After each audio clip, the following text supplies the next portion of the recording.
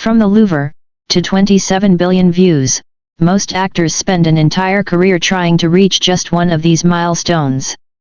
So how did Zhao Lusi achieve both so early in her career? And more importantly, what level is she really at right now? Because the moment you start looking beyond the surface, beyond the headlines, beyond the simple narrative of she's popular, what begins to emerge is not just a story of success but a system. A structure. A pattern that is far more deliberate, far more layered, and far more difficult to replicate than it first appears. In terms of film and television alone, the total views of projects where she played leading roles have already reached approximately 27 billion, while the combined views of all projects she has participated in are estimated to be around 35 billion.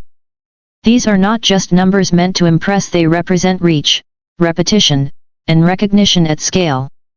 In an industry flooded with content, where dozens of dramas are released each season, most actors are fighting for visibility. Yet she is not just visible, she is consistently at the center of what people are watching. And consistency is where the real difference begins to show.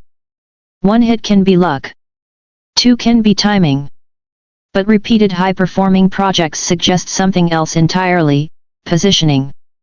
It means being placed in the right roles, at the right time, within the right narratives, and more importantly, having the ability to carry those roles in a way that keeps audiences returning. But what makes her trajectory even more compelling is that her influence does not rely on a single platform. While traditional long-form content builds her foundation, short-form platforms amplify her presence in ways that are far more immediate and volatile. On Douyin, for example, in just the past 30 days, her content has generated approximately 11.45 million interactions, alongside nearly 950 million video views. In today's digital ecosystem, this matters more than ever. Because relevance is no longer measured only by what people watch, it's measured by what they replay, share, remix, and talk about. Short video is where attention lives now, and her ability to dominate both long-form storytelling and short-form virality places her in a category that very few can occupy at the same time.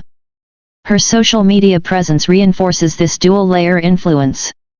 With over 82 million followers on Weibo, and a growth of more than 51 million new followers, she is not simply maintaining a fanbase, she is expanding it at a rate that signals ongoing discovery. This is not stagnation disguised as stability. This is acceleration. And then there is the commercial layer, the most unforgiving metric of all. Popularity can be subjective, but sales are not.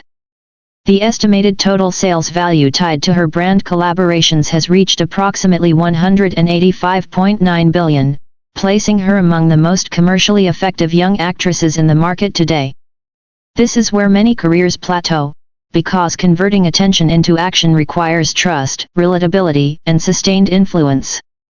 Yet she continues to bridge that gap with remarkable efficiency.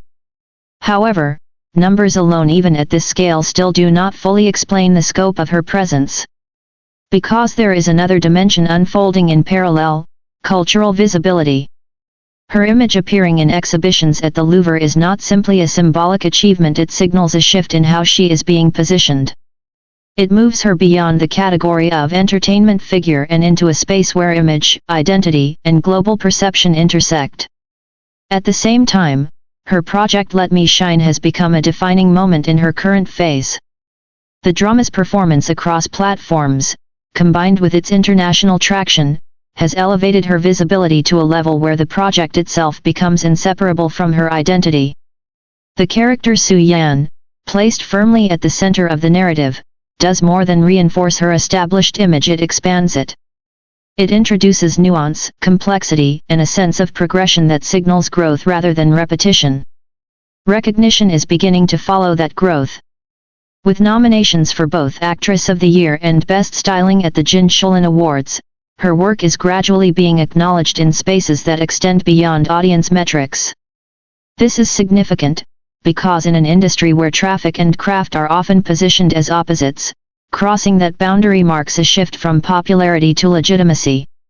And yet, perhaps the most striking aspect of her trajectory is not what she has achieved but how she is behaving after achieving it. Because reaching this level, for many, would signal a moment to stabilize, to consolidate, to slow down. But that is not what is happening here. She continues to take on new roles, explore new markets, and expand her presence beyond a single lane. Concerts in Thailand, continued brand collaborations, high-frequency appearances. These are not the actions of someone maintaining a position. These are the actions of someone still building. But with that comes an entirely different kind of pressure. Because early success does not reduce expectations, it multiplies them. Every new project is no longer judged on its own terms, but against the weight of everything that came before.